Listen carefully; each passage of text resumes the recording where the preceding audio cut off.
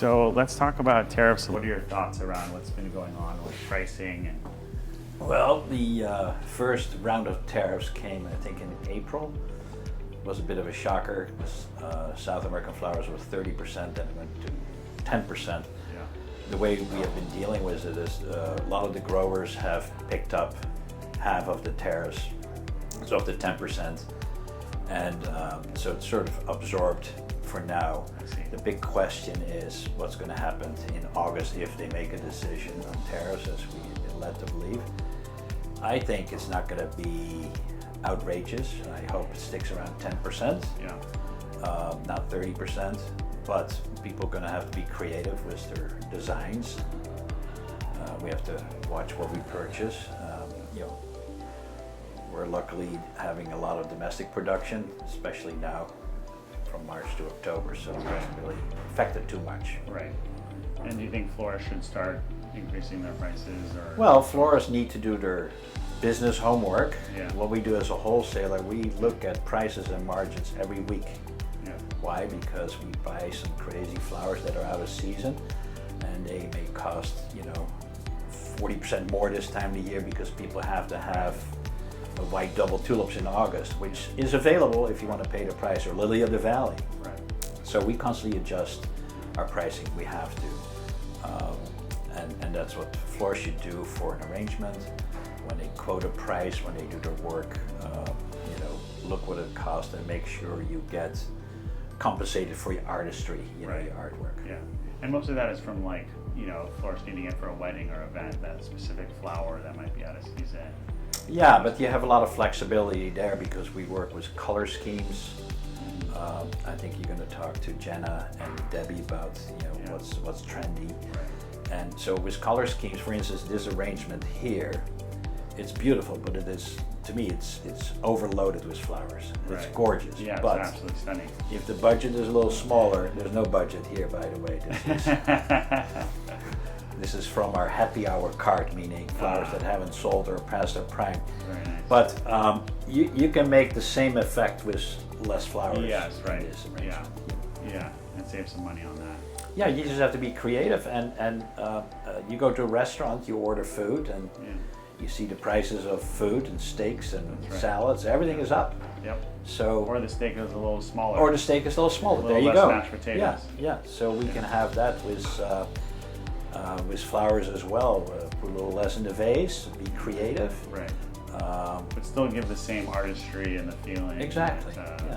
And they're it has to expecting. include flowers because flowers make people happy. That's right. Speaking of that, how should florists be thinking about sourcing and pricing for the upcoming fall and winter season? Well, one big tip is always October is the second busiest month for weddings and events. That's right. The florist industry picks up. Right now we're a little bit in the summer doldrum, the heat dome over the country. But be prepared, place your orders in advance, especially on flowers that you must have. Be flexible. Be flexible with the work you sell to your client. In other words, have a second choice in case something is not available or it's priced too high, Right. where you have to come up with a solution. So kind of set the expectations with your clients, do that, so they're not so. Yeah, overwhelmed. well, it's part of your expertise and, Yeah, and right. sales pitch, holding them by the hand basically and guide them Yeah, on the path. right. And preparing them for the worst, but hoping for the Yeah, best. but I'm a positive thinker. I think we've gone through COVID where prices went out of sight on everything. Supply chain issues was the word. Now we have maybe something else coming our way, but I think florists need to buy quality flowers. Don't compromise on quality because then people can go elsewhere to buy them. Stick to your game plan, artistry, but do your homework. Calculate what you need to buy. There's plenty of software out there. Yes. You guys offer Yeah. services. Yeah. Control your with that. margin. Yeah, pricing. and maybe talk to your bride or client or event party. Say, okay, what's your budget? This is what we can do within the budget. Yeah, that's great. So, clients have unreasonable expectations sometimes, and they want to know things up front, and so the florist is trying to figure out how to handle pricing for a wedding that's, in the winter time, how do they even manage expectations around pricing to their clients, given like tariffs and price changes like you just mentioned? Like, how do they handle that? Well, we have on our website for the florists price list from previous years and months, so you can look up the last week of October, what it was last year.